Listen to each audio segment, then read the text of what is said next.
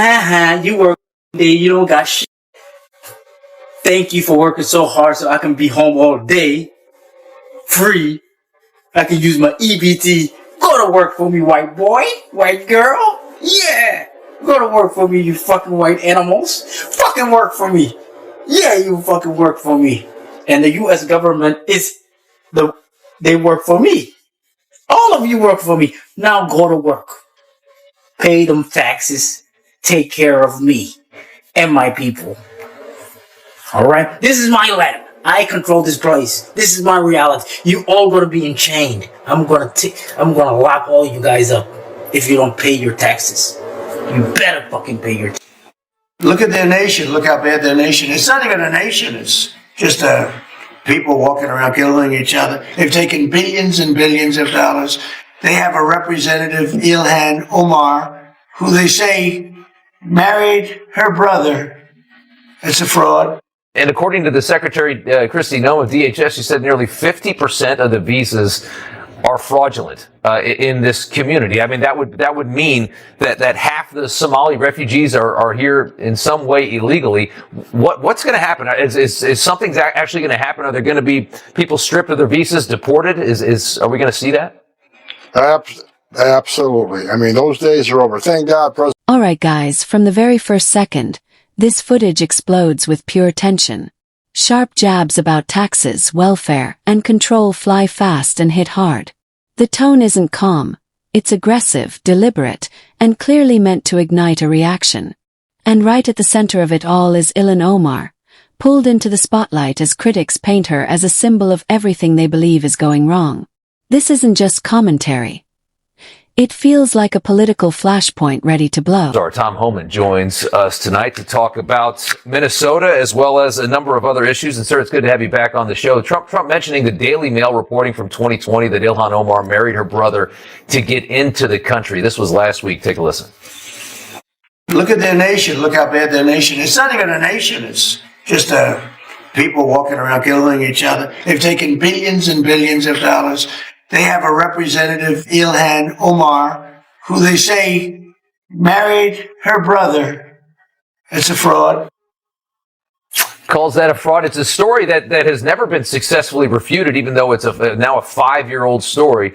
That's clearly a deportable offense. Is there an investigation into that? You know, I just got advised by a fraud investigator the other day on that. I asked the question, who reviewed the file, and says that, there was immigration fraud involved. The statute of limitations became an issue in the last 4 years when this was first brought up. Who was president? Who ran DOJ? So, I'm pulling the records now, pulling the files, and we're looking at, but this fraud investigator, who I know personally, one of the best fraud investigators in HSI, Homeland Security Investigations, said there's no doubt he reviewed the file. So, as the intensity rises, Ilhan Omar becomes the main target of long-standing allegations.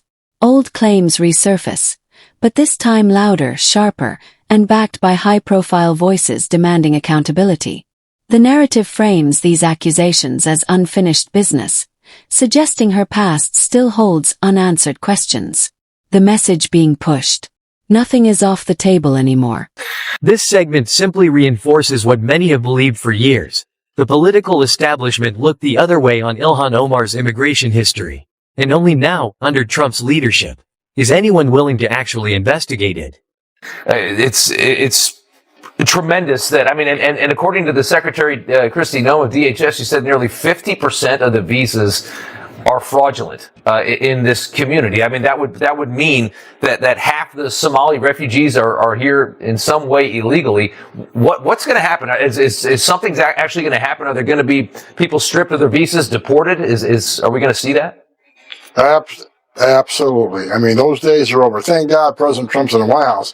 We're going to look at all of them. I mean, we're going to look at those here illegally.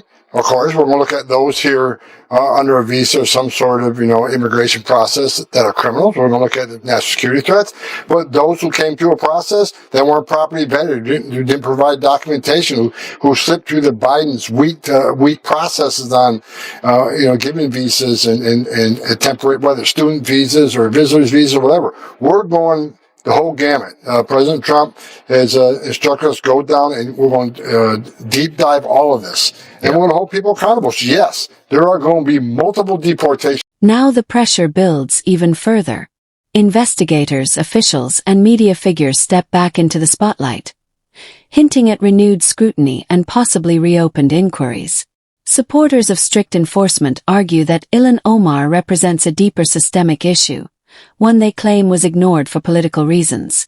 The focus shifts to vetting, documentation, and alleged loopholes, with each claim tightening the spotlight around her. Max reports that nearly 50% of visas are fraudulent in this community, suggesting that a large portion of Somali refugees may have entered the U.S. through fraud. The segment also highlights concerns that the community is failing to assimilate, is hostile to American culture, and relies heavily on government assistance. Points emphasized by the hosts and some Republican figures as justification for stricter immigration enforcement and accountability. There's so many claims of a racist element to this story, and when we're talking about a certain subsection of refugees into this country, but it bears reminding to people that it wasn't very long ago at all that Americans expected that people that came to our country would contribute to the cause, would assimilate to our culture and to who we are. And we're just not seeing that at all in this community. We're seeing a community that's largely hostile to our culture, wants to bring in an Islamic culture into our nation, while doing so and staying vastly on the dole, on some kind of assistance, taking more than they contribute. Knowing all of that, here's Ilhan Omar on our immigration system under this president. Then the narrative expands. The discussion shifts toward broader allegations of visa fraud within refugee systems. Numbers and statistics are thrown into the mix, adding fuel to an already intense debate. And once again, Ilhan Omar's name is tied directly into the controversy. The implication is clear. What was once overlooked may now face serious scrutiny. This is no longer being framed as just policy. It's being presented as a full-scale reckoning.